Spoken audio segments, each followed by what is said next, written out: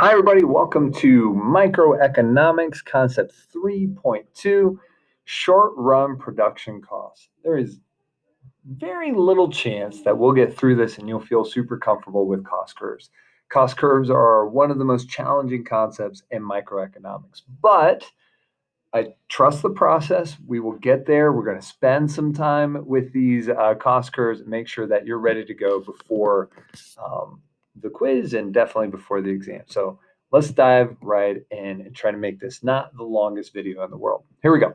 So a couple things you need to know about cost curves and the definitions. There are certain types of costs, right? But those costs differ depending on what your time frame is. So the first one is the short run. When we're talking about short run, we're not talking about the amount of time it takes for you to complete something. We're talking about whether or not certain things are fixed or variable. So in the short run, at least one of our resources are fixed. We know on a long enough timeline, all resources are variable, right? We know that. But in the short run, at least one thing like the land or the capital or the even the entrepreneurial ability is fixed. There's only so much of it. So we call that the short run. As soon as we go beyond that, so plant capacity and size is our best example. When all resources are variable, then we're talking long run costs. And we'll get to what those long run costs are a little bit later. So no fixed resources at all. Everything is variable. All costs can change. We know on a long enough timeline, the largest business in the world, like, I don't know, any steel corporation, for example, can go from being enormous to being very, very small. And something that was very, very small, like Amazon 25 years ago, can end up being the largest company in the world, right? So we know things change over time and become variable. So that's the difference between short and long run. It's not a timeline, but it's when resources go from at least one being fixed to all being variable. So today what we're going to be going through are all short run costs. We'll talk about long run costs later, but these are all short run costs. And they're what businesses take into account when they're making decisions like pricing and when they're determining their profitability and their losses, whether or not they need to stay open or shut down. Okay, so types of economic costs. We have a few of them. First is total costs. FC are total fixed costs, right? Then we also have VC, which are total variable costs. And we've talked about those in the last one. Fixed costs are normally like capital and land. Variable costs are normally like inputs and labor fall into that category.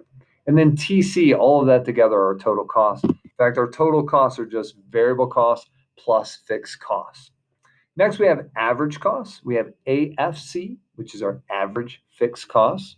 Just like our average product, it's just going to be your total fixed cost divided by your quantity being produced. Average variable cost, which is our total variable cost divided by quantity. And then finally, average total cost, which again is fixed cost plus variable cost divided by that total quantity. Average total cost is also AFC plus AVC. So they all go together. So basically, you have fixed cost, you have variable cost, and you have total cost. And you have averages of all three of those. Okay? And then the final one is marginal cost. This is the additional cost it takes to produce one additional unit. We call that marginal cost, just like marginal product. Okay, let's get into it. So definitions for them. Fixed costs are the costs for resources that don't change with production quantity. We know that from the last video. Rent, insurance, salaries fall under that category. Average fixed cost is just your fixed cost divided by the quantity produced. On the other side, you have variable costs. Variable costs are the costs for variable resources that do change with production quantity. So as I'm producing more, I need more labor to produce it, and I need more inputs to produce it, just like we were talking about pizza ingredients, right? So raw materials, labor, other items fall under that. And then your average variable cost, or AVC, is just your total variable cost divided by the quantity you produced. Okay, next up we have our total cost, which is the sum of fixed and variable costs. Average total cost is just your total cost divided by quantity. You can also find it by taking your average variable cost plus your average fixed cost. There are only two costs out there that create total cost, variable and fixed. And finally, marginal cost is the additional cost of one additional output. So that takes into account your average variable cost and your average fixed cost. In other words, it's your change in total cost, right? So two more outputs results in an increase from $100 to $120 in cost. Well, I have $20 as my change in total cost. And I divide that by the change in output, which was 2. So $20 divided by 2, my marginal cost is going to be 10. So it's change in cost over change in quantity is going to give you your marginal cost. Okay, that's a lot of definitions. I think it's easier if we just pop it into a chart and talk about it there. So here we have our output, the amount that we're producing. We have a variable cost here. Notice our variable costs are going up because I need more labor, I need more inputs or raw materials as I produce more. So it's going to cost me more as I increase my production. Then we have our fixed costs. Notice it doesn't matter how much inputs change, fixed costs are constant. So it's $10 all the way down. So oftentimes they'll give you the first fixed cost and you'll have to know that it's going to be fixed all the way down. Then we just add these two. Notice our total cost here is going to be 0 plus 10 or 10. At 1, it's going to be 10 plus 10 or 20. At 2, it's going to be 17 plus 10 is 27, et cetera, et cetera. So you just add variable plus fixed costs to get your total cost, right? So if you're charting this out, you just put a little plus sign right here. Average plus fixed equals our total cost. Notice something funky here. At 0 output, I still have costs. I still have $20 or $10 of costs. I still have to pay my fixed costs, even if I produce nothing. I still have to pay that person's salary or pay for the rental of that land. Okay, let's keep going. Now, how do you find marginal costs? You find marginal costs by just taking the change in total cost divided by your change in quantity. So my change in total cost goes from, in this case, 10 to 20. My change in total quantity is 1, so that's going to be 10 over 1 or 10. I go 20 to 27. 27 divided by my change in output, which is almost always 1, is 7. 27 to 35, 8. 35 to 50, 15, et cetera, et cetera. Notice marginal cost goes down at first because I've increased productivity, and then it goes up after that. So it is the inverse of our marginal product curve. Now we know we can get averages of all these things. So let me add those averages here and get out of the way.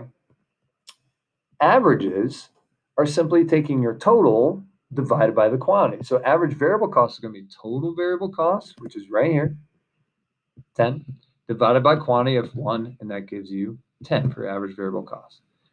Our average variable cost for 2 units is going to be 17, my total variable cost, divided by units of output, 2, it's going to be 850. 25 divided by 3 is 833. 10 divided by 4, 40 divided by 4 is going to be 10, et cetera, go all the way down. Notice average variable cost goes down, bottoms out at 833, and then goes back up. So it's going to be the shape of a bowl, which I'll show you here in a little bit. Next, we have average fixed costs. Average fixed costs, remember, fixed cost is the same all the way down. So I'm just taking 10 and I'm dividing it by an increasing output. So it's going to be 10 divided by 1 or 10. And then it's going to be 10 divided by 2, which will be 5. And then it's going to be 10 divided by 3, which will be 333. And 10 divided by 4, which will be 250. So just fixed cost divided by quantity. Notice fixed cost gets closer and closer and closer to 0. It's going down. So it's going to be like a slide that goes down and then just gets closer and closer to the x-axis. The final one is average total cost. And it's just a combination of these two. Again, I can just put a plus between these two and an equal. 10 plus 10 equals 20. 850 plus 5 equals 1350. It is just as accurate to take your total cost and divide it by your quantity. So 20 divided by 1 is 20. 27 divided by 2 is 1350. Okay? So you apply those same equations here, and you will get the right answers every single time. Know how to calculate fixed costs, variable costs, total costs, marginal costs, and then your average cost for fixed, variable, and total. Okay, let's keep going for the sake of all of our sanity. So if I take those averages and the marginal, which is normally what we work with, and I pop them on a graph, they'll look like this, which looks like chaos. But I'll teach you how to draw this and how to make sense of it. Our marginal cost goes down and then back up. You should notice it looks like a ladle. It's like an upside down marginal product curve, which went up, increasing returns, and then went down, diminishing returns, and then negative returns. Same thing happens with marginal cost. It mimics that. It goes down at first because I'm producing more with the same amount of costs, and then it goes up after that. Notice average fixed costs, because you're dividing the same number, $10 in this case, by an increasing quantity, it goes down and gets closer and closer and closer to zero. Then you have your average variable cost, which goes down, and then when marginal cost goes above it, it pulls back up. So marginal cost will intersect this at a minimum point, much like my marginal product intersected average product at its maximum point, it's just flipped upside down. And then average total cost was the combination of those two. Cool. So again, average total cost is going to be the bull on top because it's my variable cost plus my fixed cost. Okay, so if I pop these on here again, we've got our marginal cost curve right here. It goes down and then goes back up. We have our average fixed cost right here. It goes down and gets closer and closer to zero because you're dividing the same fixed cost by an increasing quantity. Right here is going to be my average variable cost. It goes down because margins are below it. We talked about this with the Mr. Peters assumption, right? As soon as the margins go below, it's going to pull down the average. But when Mr. Peters walks in the room, our average height all goes up. So as soon as the margin is above average, it starts to pull it up. So it's down and then back up. This point right here at the intersection between marginal cost and average variable cost is going to be at the minimum or the bottom of the bowl. And of course, my average total cost is going to go right on top of that. Again, it's a bowl and it intersects marginal cost at its minimum point. Notice something here. Average fixed cost at any unit can be found in two spots. I can find it by dashing up to my average fixed cost curve. But if I'm not given that, it's also the vertical distance between average total cost and average variable cost. Why? Well, average variable cost plus average fixed cost equals average total cost. So that distance there has to be my fixed cost. So just like average fixed costs will get closer and closer to x-axis but never touch, average total cost and average variable costs will get closer and closer and closer but never touch. Because even though that dividing the same fixed cost by an increasing quantity will get it really close to zero, it can never be zero, right? So these will never touch in this scenario. Okay, so you can actually calculate things from this if I give you a unit. So let's say we have a fifth unit. What do? Well, first thing is you just draw a line going all the way up, right? Because these are all data points. So I go up, and as I hit each curve, that's going to give me that total cost. So I take 5 up to my fixed cost, or I'm sorry, I take 5 all the way up to my marginal cost, and I know my fifth unit cost me $20 for that one additional unit. I go up to average total cost, and I know that my average total cost is $14. My total cost is just going to be that $14 times that quantity of 5. So it's going to be that big box there. I hit my average variable cost, and I know my average variable cost at 5 units is going to be $12, which means that my average fixed cost is going to be $2 at that point. So I just dash up, hit the curve, dash over. That's going to give me the average cost. I can also calculate the areas. This big area here is going to be my total cost. So 14 times 5, or what's that, 50? 70? 70 is going to be my total cost. At this point, 12 times 5 is going to be my total variable cost. 12 times 5 is 60. So 60 is going to be my total variable cost, which means that my total fixed cost is going to be this little block here, or the block in between these two, which is going to be 2 times 5, or 10. It really is that simple. Get the quantity, dash up, hit all of the curves, and then simply multiply it out to get your totals. Okay, what about total cost curves? Well, these are a lot less common, so we won't spend a ton of time here, but you can have a total cost curve for fixed costs, and it's going to be the same all the way across. So $10, and it's just going to be a horizontal line because fixed costs don't change. Then I have my variable cost, which goes up over time. And then I have my total cost, which goes up over time.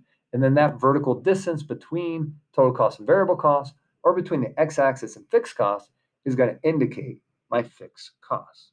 So those are your total cost curves. Very rarely do you see them, and you probably won't have to calculate them, just be able to identify what's what. Keep in mind, total cost always has to go on top. Variable cost cannot be higher than total cost, just by definition. Total cost is variable cost plus fixed cost. So it's impossible for variable cost to be higher than fixed cost. Okay, what about the 10th unit? Can we do that same thing? Sorry, there's an announcement. So we dash it up from number 10 all the way up and we hit all of our curves, and that will tell us everything we need to answer the questions. So at 10 units, my marginal cost is going to be $25 because that's where it intersects. I go up a little bit more. Intersects there at $25. I hit my average total cost and dash over. It's going to be $20 for 10 units. I hit my average variable cost. My average variable cost is going to be 15 when I produce 10 units. And then my average fixed cost is going to be 5 when I produce 10 units. Then you simply apply what you know. In order to find the total from an average, you just take the average times the quantity. So my average total cost, $20, times my quantity of 10 will give me a total cost of $200. My average variable cost of 15 times my quantity of 10, or this yellow area, is going to give me a total variable cost of $150, which means that my total fixed cost will be 5, my average fixed cost, times 10, the quantity I'm producing, or $50. It's also the difference between average total cost and average variable cost. So if I knew 200 and 150, I wouldn't even have to calculate that next one. I just know 200 minus 150, fixed cost must be $50. Okay, so let's try this one out here. We're given this sort of graph here. This is similar to what you might see on a quiz. It says at output Q, what area represents total cost? So I take my pen here, shrink it down. Total cost, so I dash up until I hit my total cost. Right, so I dash up, hit my total cost, I dash over. And we know this entire area, 0, C, D, Q, that whole box is going to be my total cost because it's just C times Q. So 0, C, D, Q is going to be total cost. What about variable cost? Well, I dash up until, let me change the color here. I dash up until I hit my variable cost right there. I dash over and I dash down. It's going to be this area right here, the blue box, which is going to be B, E, 0, and Q, because I know variable cost, total variable cost is going to be B times Q. There you go. Oh, I shaded it in. That's nice. What about fixed costs? Well, fixed costs, I can find two areas here. So let me change my color out. Let's do red. Nope, not red. Let's do purple. So I dash up until I hit average fixed cost right here. I dash over, and it's going to be this purple box right here. Or it is just as accurate to say it's the vertical distance between average total cost and average variable cost. So it's this box right here. So either one of those is correct. It would be 0AFQ or CBDE or BCDE. Okay, so that's how you do it. That's your fixed cost right there, or right there, the green boxes. Okay, hopefully that's not too bad. We are cruising. Next, why does marginal cost always go down and then go back up? Why is it this scoop shape? Well, it's a scoop shape because it represents the marginal production and marginal cost. Remember, marginal production means when I hire an additional worker, at first they give me a much higher quantity. If they cost the same as every other worker, which they have to, it's required by law, then I'm getting more bang for my buck, which means that my marginal cost, which is just change in total cost divided by total product, change in total product, is going to kick out a lower number at first. I'm paying that worker the same amount, they're making more units, so my marginal cost is going to go down. Eventually, diminishing returns occurs. When that happens, marginal product falls.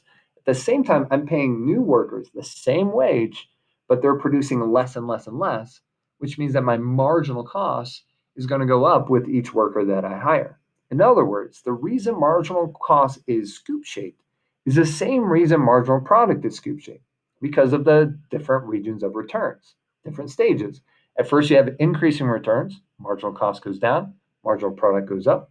And then you have diminished returns where marginal product falls, and marginal costs are going to rise. They're mirror images of one another. We're actually going to come back to this in class to explain it a little bit later, just to keep this nice and simple. Really, really important. I'm not sure why it's so important, but AP Economics loves it. College Board loves it. Know that marginal cost intersects average total cost at its minimum point. That's how averages work. When the averages is below it, it's going to pull, or when margins are below it, it's going to pull the average down. So when a very short person walks in, it's going to pull the average down. So average is going down as long as marginal cost is below it. As soon as Mr. Peters walks into the room, the average starts to pull up because the margin is now higher than the average. So that means that it must be intersecting at the bottom of the bowl at the lowest possible point. Okay, final concept, shifting the cost curves. Yes, it gets even more chaotic. Here we go. What happens if we shift fixed costs? If fixed costs go up from $100 to $200? Well, first, we have to change all of our fixed costs to $200. Then you ask the question, what's affected by fixed costs? Are total costs affected by fixed costs? Yeah, absolutely. So I have to add 200 to 10. So now it's going to be 210 instead of 110. So all of my total costs are going to change. Now, the question is, are my marginal costs going to change? Your knee-jerk reaction would be to say yes, but in fact, they don't. Even though all my fixed costs rose, they all rose at the same rate of 100, right? So now instead of 110 to 116, it's 210 to 216, but my margin is still 6. What about average variable costs? Well, average variable cost is affected by quantity and variable costs. Neither of those change, so that's unchanged. What about average fixed costs? Well, yeah, average fixed cost is fixed cost divided by quantity. That's going to go up as well. Maybe. There we go. Average fixed cost is going to rise. So fixed costs go up. So far, total cost went up. Average fixed cost went up. What about average total cost? Well, yeah, if total costs change, the average total cost must change as well. So that's going to rise as well. All that to say, if fixed costs go up, only your average fixed costs and your average total costs are going to increase as well. It looks like this. If there's an increase in fixed costs, average fixed cost is going to rise and average total cost is going to rise. I know it looks crazy, and it kind of is, but both of those are going to go up as a result. What about variable costs? What if variable costs increase? Well, that's going to affect a lot more. If variable costs increase, of course, it's going to change here. It's going to change my total cost, but because variable costs do not change in lockstep like fixed costs do, it's also going to change my marginal cost. When I went from 100 to 111, my marginal cost isn't 10 anymore, it's 11. When I went from 111 to 118, it's not 6 anymore, it's 7. So my marginal cost is going to change. What about my average variable cost? Well, my variable cost changed. So the average variable cost has to change as well. I recalculate that. What about average fixed cost? Well, fixed cost did not change, quantity did not change, so fixed cost is off the hook. It doesn't change, it stays the same. What about average total cost? Well, if total cost change, the average must change as well. So if there's a variable cost shift, if it goes up or it goes down, marginal cost, average variable cost, and average total costs are all going to change in the same direction. So if costs rise, they're all going to rise. If costs fall, they're all going to fall. It looks like this. My marginal cost rises. My average variable cost rises. And my average total cost rises. Everything goes up except for average fixed cost. Looks like chaos, but it's fine. It just means everything rose, and that changes my total cost, my variable cost, and my marginal cost. That's it. Check out that Khan Academy. We went as fast as we could on that one. I know it's crazy, but we'll spend a lot of time with cost curves because they're very important to everything else we do in microeconomics. All right, guys, have a good one. See you.